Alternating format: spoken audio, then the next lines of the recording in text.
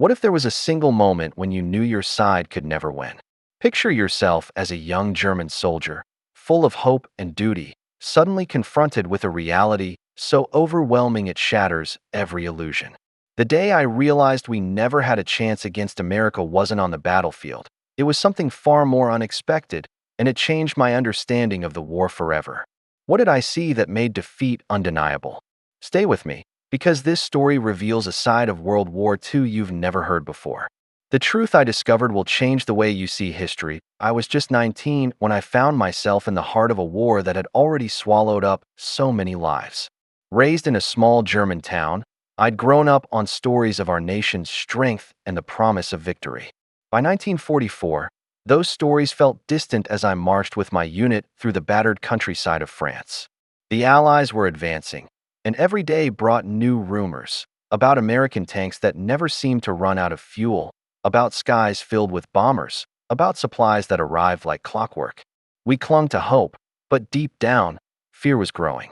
I didn't know it yet, but I was about to witness something that would make me question everything I'd been told. The day was coming when I would see, with my own eyes, the true scale of America's power, and realize just how impossible our fight had become. The first real shock came as we retreated from the front lines, exhausted and hungry. Our supplies were dwindling, and every day felt like a struggle just to survive. We'd been told that the Americans were soft, that their soldiers lacked discipline, that their technology was overrated.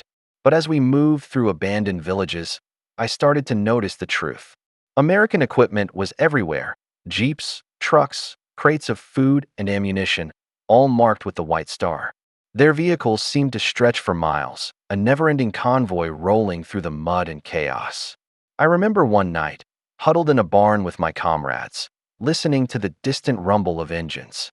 Someone whispered, "How can we fight an army that never runs out of anything?" It was a question none of us could answer. The contrast was stark. Our boots were worn thin, our rifles old and patched, while the Americans seemed to have an endless supply of everything.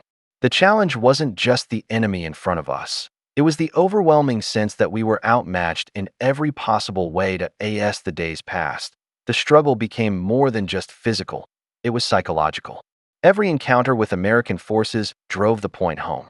Their soldiers were well-fed, their uniforms clean, their spirits high.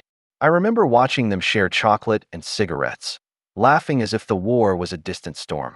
Meanwhile, we rationed every crumb, patched our uniforms with whatever scraps we could find, and tried to ignore the gnawing hunger in our bellies.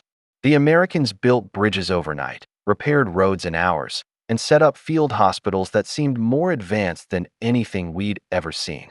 I overheard one of our officers mutter, "They fight with machines, not men." But it wasn't just the machines, it was the organization, the sheer scale of their effort. Even when we managed a small victory, it felt hollow, because we knew another wave would follow, stronger than the last. The struggle was no longer just about winning battles. It was about holding on to hope in the face of something unstoppable. The moment that changed everything for me came on a gray morning as we hid in the ruins of a French village. We heard the distant drone of engines, growing louder by the minute.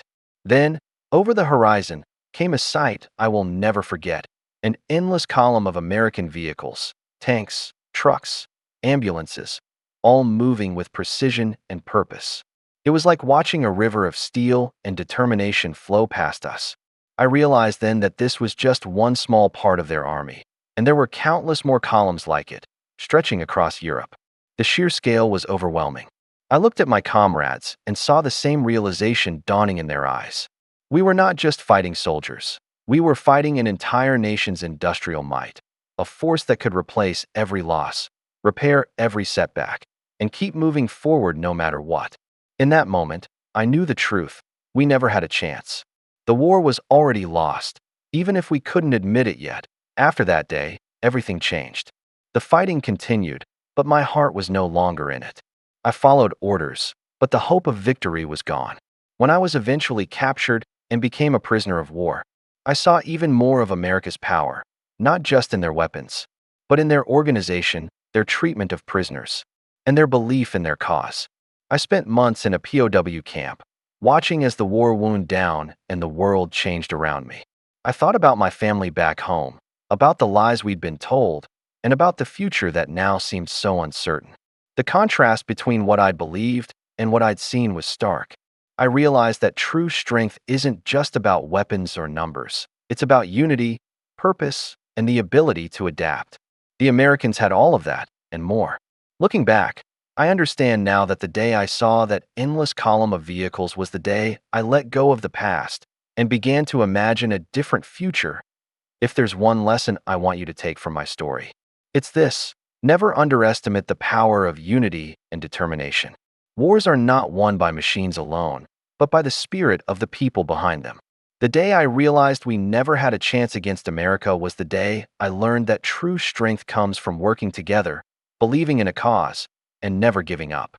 I hope my story has given you a new perspective on history and on the people who lived through it. If you found this story moving or thought-provoking, please share your thoughts in the comments, or tell us about a moment that changed your own perspective. Don't miss the next story that could change the way you see the world.